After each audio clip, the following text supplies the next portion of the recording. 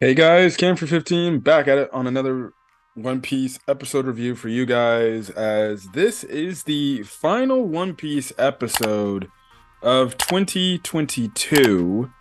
And man, there was this year there were a lot of really good episodes this year. Obviously, more recently as of late, there's been some really banger episodes, like obviously the one episode which focused strictly on the rooftop and everything. Those were really good episodes. The one, episode, I think episode 1000 or whatever, was a good one. But there were many great moments of the One Piece anime for this year. Hell, even as a whole, this year for the English dub, I know I'm predominantly talking the sub stuff, but I also do English dub updates on the English dub. In terms of the anime front on the English dub for One Piece, that's also been great with everything we've been getting there. And then obviously the year is ending off for the English dub with getting literally like almost 24, 26 episodes worth of English dub Wano content finally for dub fans. But other than that, let's talk about the last episode of the year for One Piece. And yeah, so last week we had obviously the great moment that was the Diamanio floor by Robin. We get a little bit of a mini recap, and pretty much we have it to where one of Kaido's overseers who can see the entire battle landscape pretty much tells CP0, the CP0 agents in the one room, like, yeah, Nico Robin just took down another Toby Ropo member, or she took down Black Maria. And pretty much the CP0 members, they're like, oh shit, this is not good. This is not really going good, huh? And it's already bad enough that Nico Robin carries a big name with, what she can. And they make a reference like, if she gets out of this, there's definitely going to be pirates that are going to be gunning for her because, again, she can read the poneglyphs. A lot of pirates who are looking to try to become, well, our king of the pirates, well, they're going to need to translate, poneglyphs. And obviously, Robin's going to be coming at a high premium because so far, she's the only person that can read the poneglyphs. Now, Pudding can read the poneglyphs, but that isn't until she awakens her third eye whole gig there, but she has yet to do that. Anyways, that's kind of where that goes on. We actually cut over back down to where our near Tokage port. No, yeah, Tokage port, I believe. The port area where Luffy's continuously eating the food and everything. He's pretty much eating and he's full and he's ready to go and he's ready to fight and everything. And he's just like, oh, don't worry, Kaido, I'm coming to kick your butt, pretty much. Now in the meantime, we see a silhouette of what looks to be an aged up Momonosuke. Shinobu sees him and she's just in utter shock and awe because, and she literally is crying like tears. And we don't see what he really looks like right now as an adult, but we do see that he looks like he has long hair and he looks like he's got abs of steel, pretty much. So that will probably be revealed at some point later down the road or in the coming episodes going into next year. So that's kind of the whole thing there. We actually see that Kid and Law, they're fighting Big Mom. We actually get back to that whole thing. Right now, it looks like it's at a stalemate right now, and Big Mom's able to hold Kid back, and pretty much she's just taunting Kid, saying, "You guys are weak. There ain't nothing you can do. You made a mistake in challenging the Four Emperors. Don't, you're gonna regret challenging the Four Emperors, pretty much." Now, Kid is going in for an attack. Now, in the meantime, as we're cutting from that fight, we actually cut and catch up with what is happening with Killer and Hawkins, and we see that Killer is actually, he's actually cut up Hawkins a lot. But the thing is, Hawkins is, healing up because he's just having his straw dolls pretty much take the brunt of the attack. Which, again, if you know his ability, he can set up people to take the attacks that he's getting hit with, and it ends up with them getting, hurt.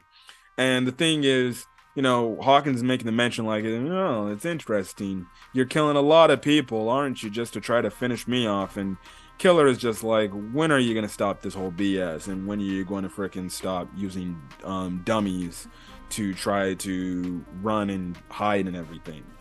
Um, and eventually it gets to the point where Killer does this one attack. He slashes on Hawkins, and as we cut back to the kid fight with Big Mom, he was about to actually charge in and do an attack, but he ended up actually getting damaged. That's when we cut back to the Killer and Hawkins stuff, and Hawkins, he just starts laughing. He's like, you know, you really should know. You really. It's shocking how you keep attacking me, but yet you don't know who potentially is taking these attacks. And eventually, that's when Killer puts two and two together, and he's like, you have a kid under your whole doll thing, huh? And Hawkins is like, yeah, of course I do. It's funny. You prevented this time you got lucky. You actually prevented yourself from killing your own captain. And pretty much Hawkins is teasing Killer from the standpoint. He's like, so if you want to defeat me, you know what you got to do. It's either you defeat me or you get defeated. Otherwise, if you want to defeat me, you're going to have to kill your own captain to do it. So Killer is put in a very tough spot because if he attacks Hawkins anymore, well then Kid is going to get a majority of the damage. And right now he's fighting Big Mom, and that's not a good idea. Also, it looks like he and Law are not working together on the best of terms. Now Law does actually come in and save Kid, but again, Kid's like, I didn't need your damn help, so get the hell out of here, Trafalgar. I'll handle this on my own.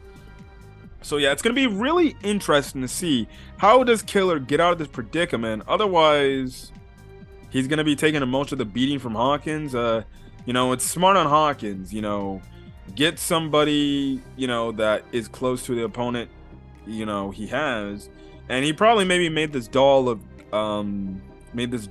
a Kid when Kid was locked up by Kaido and everything. He probably did that as some sort of weird insurance plan, just in case there was any rebels, especially any members of Kid's crew that was actually, attacking him and attacking Hawkins. So, we'll see where it goes. Killer's put in a tough spot. It's gonna be interesting to see. I know for anime onlys right now, you're probably wondering how is Killer gonna get out of this situation and potentially not harm Kid any longer. So yeah, and then Kid and Law, they're kind of right now stuck in a battle with Big Mom. So yeah, and then that's when we cut over to the last bit of the episode where we pretty much see Sanji not only taking on Queen, Cyborg Queen. He's also taking on King at the same time. The thing is, the reason why King got involved in the fight now with Sanji and Queen is pretty much because now we see it to where pretty much Marco was taken down, and pretty much he's physically exhausted. He can't maintain his fighting form, and mind you, he's a lot older, so maybe his stamina isn't as strong as it used to be. And he's pretty much done for the count. Like old man Hio makes a mention, he's already reached his physical limit. He's pretty much done and he needs a break. So Sanji's he's actually having some trouble, not only fighting Queen but also handling King as well. And it gets to the point where it looks like Sanji's gonna get killed, but he only gets forced back, and he's just taking massive damage and everything. And in the meantime, Queen's also freaking, teasing him and mocking him and saying, "Come on, Vinsmoke Sanji, give me what you got," and everything. And obviously, Sanji does not like people calling him by his last name, which is Vinsmoke. He wants nothing to do with the Vinsmokes. So yeah, that's kind of the thing there. Now, in the meantime, while that's going on, King and Queen pretty much make the threats to the beast pirates that turn against them, to the point you have it to where King grabs one of the gifters and just puts him on and just sets him on fire, pretty much killing him. And pretty much they're saying, you're all this is gonna be the same fate that's gonna happen to any of you guys that just turned against us. So you might as well switch back sides and do our bidding. So yeah, they're pretty much dominating. They're running the show and everything, and it's they're in a tough spot.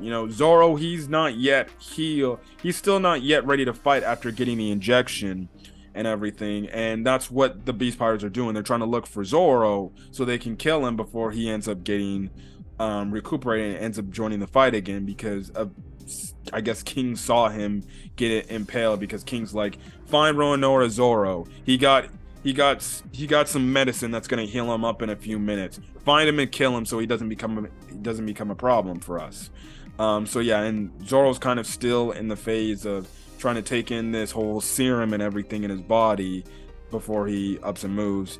And it kind of becomes what it looks like to be a little bit of a chase scene right then and there as the episode is pretty much ending off. We see how Sanji gets involved in the fight again, and he's fighting Queen again. He gives this resounding Diable Jambe kick to Queen, but again, the whole battle with Sanji versus Queen and King and Hell, every part of the episode, we always talked about this year of One Piece having great animation moments from Toei, and then Toei freaking had a great bang of an episode to leave off 2022 with another great animated episode. Like the whole Sanji versus Queen and King stuff, that was some really great animation right then and there.